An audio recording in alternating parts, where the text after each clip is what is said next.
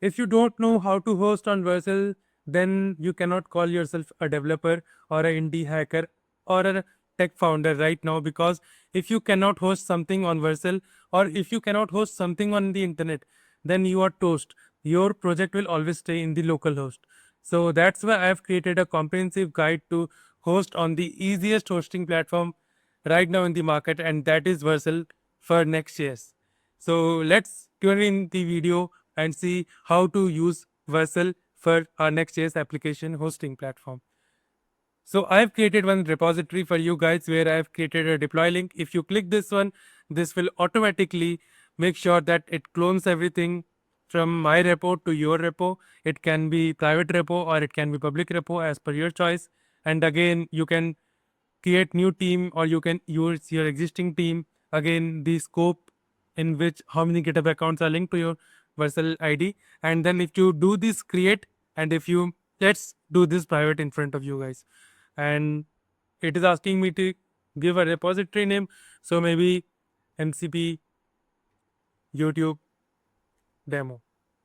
So if I do this one, this will create a container, not container, it will see, it is asking what are the items you want to like add. If I want to use Neon, obviously I want to use Neon.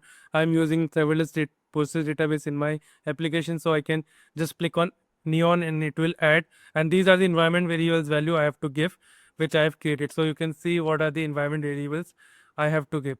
Right now with Neon, it should also use the Upstash also, which I have not fixed, but you get the point. You can directly clone it, and once you're given all the URLs, you just click the deploy and it will deploy it for you. So this is, but this is tested. Right now I will create in a bit and I will show you how you can build and host your own GitHub repository, not from the deploy link, obviously. And that's why I've created a guide on for you guys.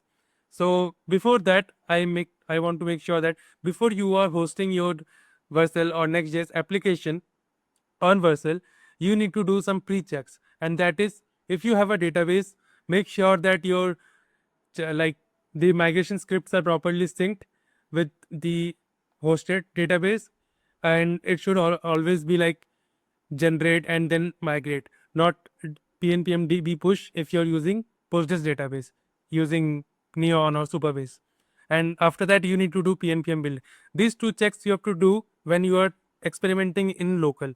So this is my cursor which I have opened, and if I just zoom in, so you can see if I do pnpm build, it will build all the things, and if there is any error, I should resolve here only, so that whenever I push something on Vercel, that doesn't throw an error and build doesn't fail. So first preliminary build I have to do in my local host.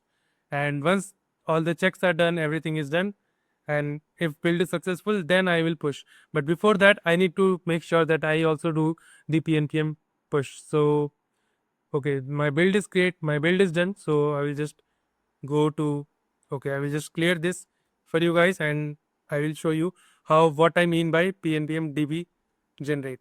So what this will do, so whatever changes I have done in my schema, in my types, in my schema, so I will just go to schema and I will show you.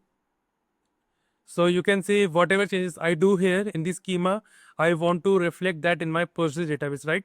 So for right now, I'm using localhost Postgres database using brew Postgres.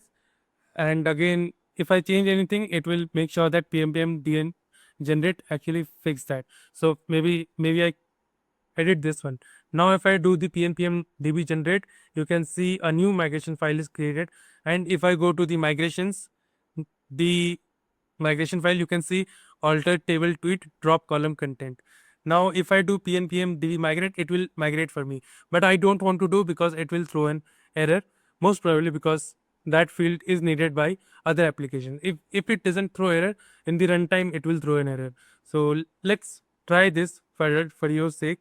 So if I do deep migrate, so migrations are successful, but when I run this application, it will throw an runtime error. So we have to make sure that it doesn't throw, and that's why we will again redo our changes and we will again migrate our changes. In when you are testing in localhost, there is a shortcut method, and that is pnpm db push, which you can do. It will not generate any migration script. It will directly generate and migrate both at the same time with pnpm db push, but that is not the method you should use. So right now you can see it has created the another migration script of our schema. So whatever changes we do in migration script, in the migration schema, in this schema, it will make sure that the migration script is created. So we have not done any changes, so we will just not make sure that nothing is getting tracked here. So I will just discard all the files, and this is what you need to do. And for that I have created a post install script. So whenever I am hosting in Vercel, after building the builds, this particular item is getting like executed, this particular command. So you can see if it is Vercel environment, we are running the pnpm db generate and pnpm db migrate. So this is what you have to do. And this command, we have defined this commands in the package JSON. So if I go to pnpm db, so you can see for db generate, we are just using Drizzle kit generate, Drizzle kit push, Drizzle kit studio. You can see this is, we are just using Drizzle ORM behind the scenes. So this is the two things, pre-checks you need to do before you are hosting in the Vercel. So you need to create a post install script which will run automatically for your database changes. So whatever database changes you are doing in the local, right?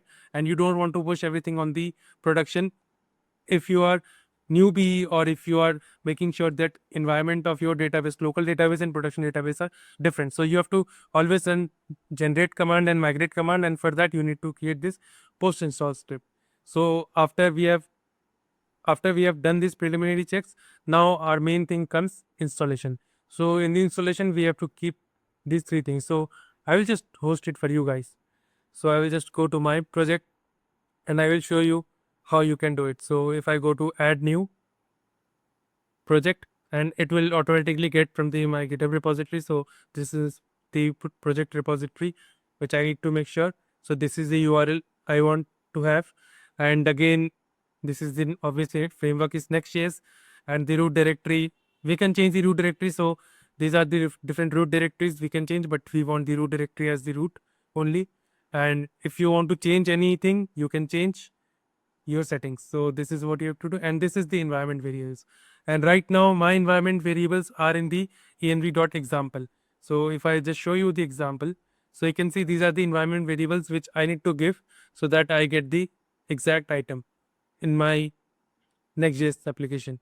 So you need to just copy this item, and if you copy this and if you paste this, it will automatically do. And again, when you are deploying for yourself, you can just change this item as per your requirement. So right now, obviously, these are not the same.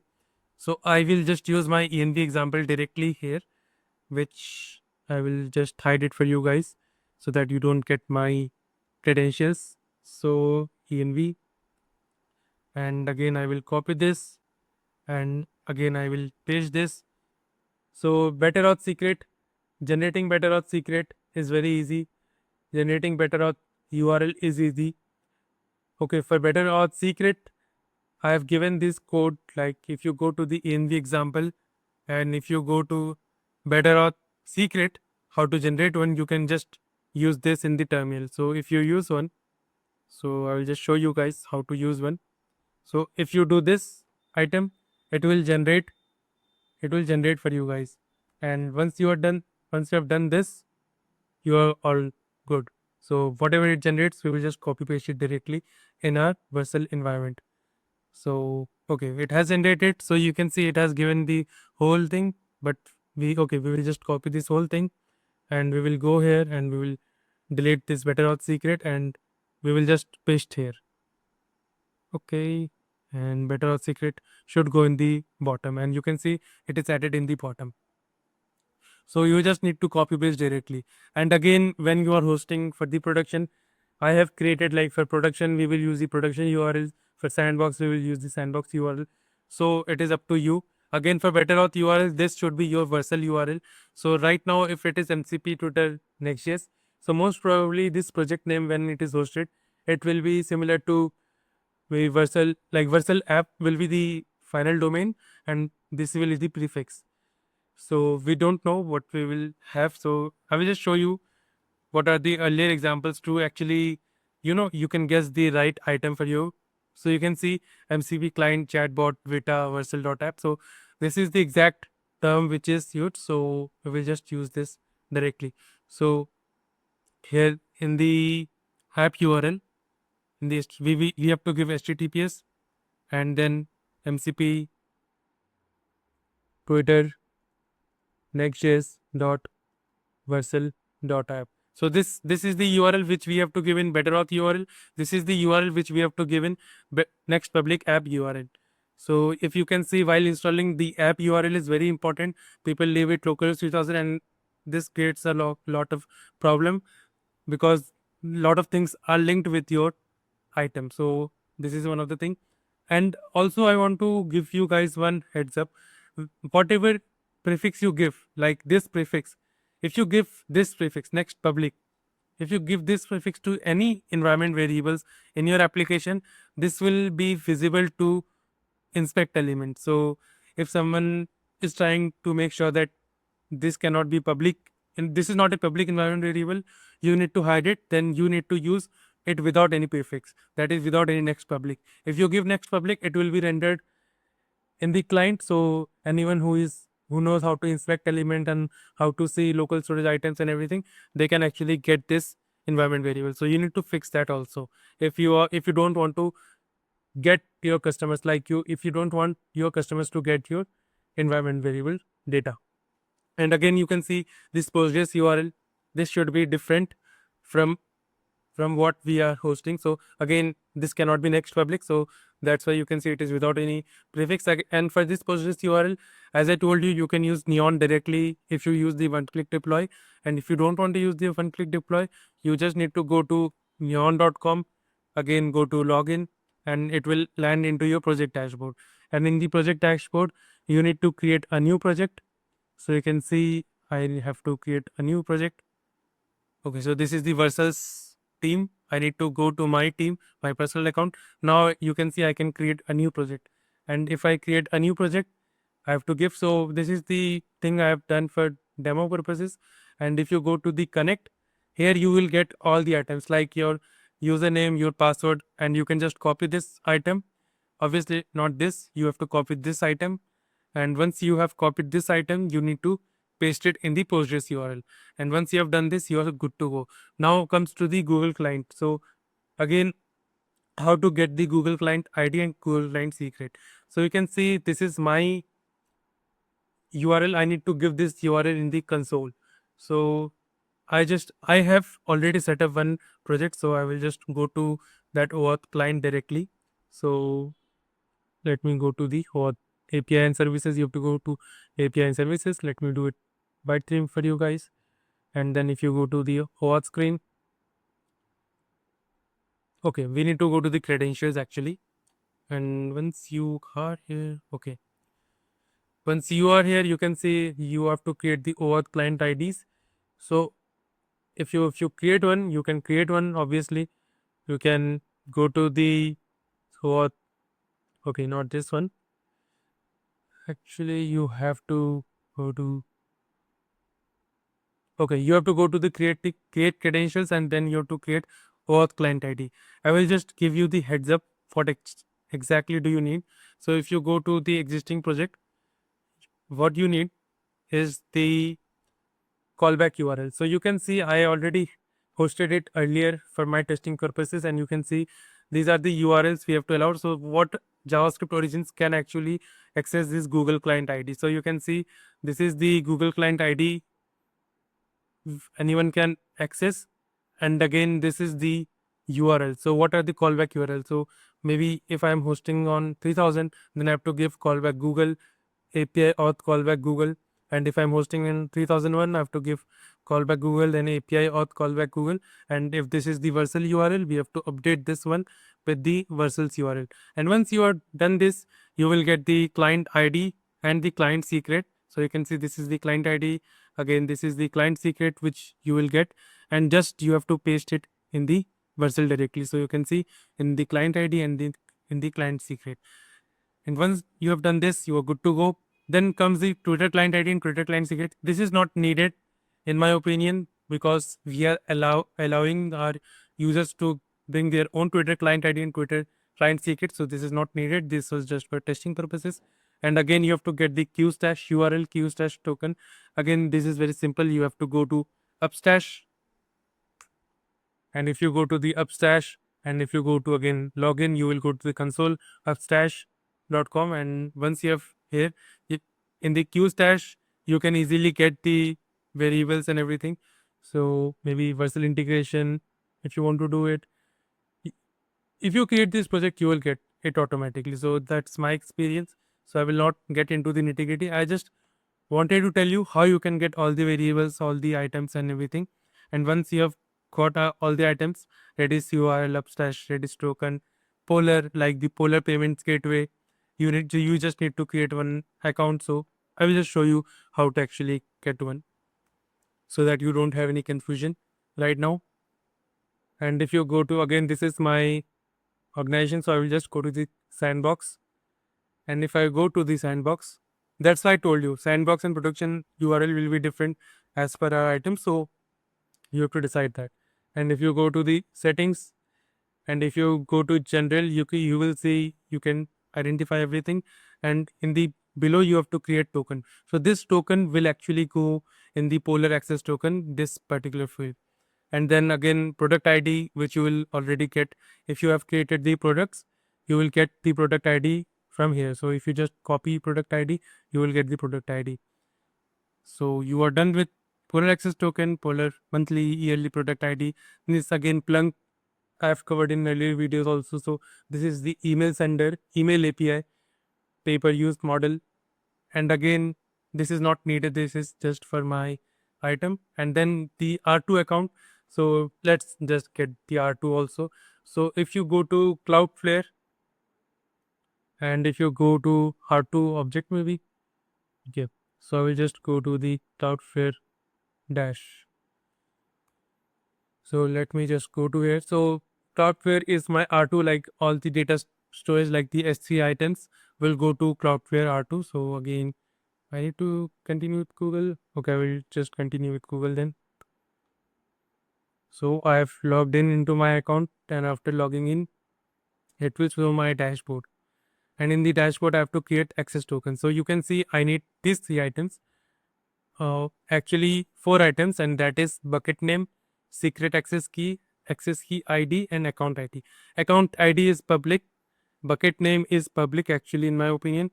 The main secret items will be the access key ID and the secret access key. So this will be dependent on different items. So okay, so I will just go to R2 object storage. So if you go to R2 object storage, you will get the item. So I will just do it. Okay. So you can see if you go to here and you can manage API tokens. If you do this one, you have to create API tokens. And if you do with like admin read and write and everything, you can always bytely change something. And once you do this, you will get the token value. This is not needed, but you need the access key ID and secret access key. These 2 items will be needed. Obviously, your account ID will be this one. So this will be account ID. So you can see account ID is done, access key ID is done, secret access key is done. Bucket name is the bucket name which you will create. So again, that will be public. So I have to delete this one. So today's date is July 26th. So I will just delete this one so that you don't use it. So again, for deleting, how you can delete it, you can see. Once you have done this, my keys will be deleted. So this is the bucket name which you have to create, and you are done. So once you have done this, you are good to go for deployment. So let me see whether I have done everything correct or not. So in my opinion, this is all correct, and I will just deploy it. Once you deploy it, it will run in the background. You can see the build logs here. So it is cute. You can see the build logs here. It is cloning and everything will be done here. And now, right now, everything while installation you have done. You have done the step 1. You have done the step 2. Now come the post installation. So in the post installation, you need to check the authentication, like the proper testing you have to do. So if you are using Clerk, you need to see whether you are able to register, whether you are able to log in or not properly with Google credentials or not. So right now I'm using BetterAuth, which is a TypeScript SDK for authentication. So in that you need to check whenever I am signing with Google whether I am returning back to my URL or not. So we need to check that. We need to check all the callback URLs. So right now I'm using the app URL in the Twitter. So whenever someone gives their OAuth client ID and client secret in the account, so we will just call back. We will give a callback URL, and we need to make sure that whenever we are authorizing in the Twitter, we need to return back to our app, and that's why we need to check the callback URLs. Then obviously database changes, whether our database changes are getting applied or not. So this database changes will be done here only. Okay, so we have actually faced the problem. So right now you can see we have got okay. So we are getting a error in migration failed because our database was not done. So you can see in my database. So right now I have not actually used the production URL database. So it is right now localhost, right? So you can see this is the localhost 5432. So this is actually problematic, and that's why my build failed. But you can see that's why my build failed, and if the right URL was given, this would have done easily. So this is the one thing you need to do, and that is the authentication, callback URLs, and again database changes will be known by you in the runtime only. So you will get during the build whether the migration was done properly or not, and if it is not done, it will block the build. And after that, you need to test the webhooks whether your webhooks are properly getting built or not, and if you are receiving or not, or whether your Vercel functions are running or not. So you need to check with the webhooks whether your all post issue are solved or not. So these are the few things you need to do in after post installation. So post installation is nothing but the testing phase, but the main part is the environment. While installation, what you need to do, how to get the client ID, client secret, you need to set it all up beforehand only. So when you are developing it in the localhost, you need to get all the details beforehand. And again, for the pre-checks, the migration script, you need to check whether it is getting applied or not. So you can see it was getting applied easily in my localhost. That means if I give the right Postgres URL, it will work fine. It will just work fine. So actually I've hosted this one earlier and it just worked fine. I just need to give a new Postgres database URL, and that's what we have to do. And this is it. This is how you can host it on Vercel, and we need to take in consideration. And this is how you host in 2025 in Vercel, and this is the easiest method I know right now in the market. So this is it, and I will see you in the next video with another implementation and another SaaS application. So see you in the next video, guys. Bye.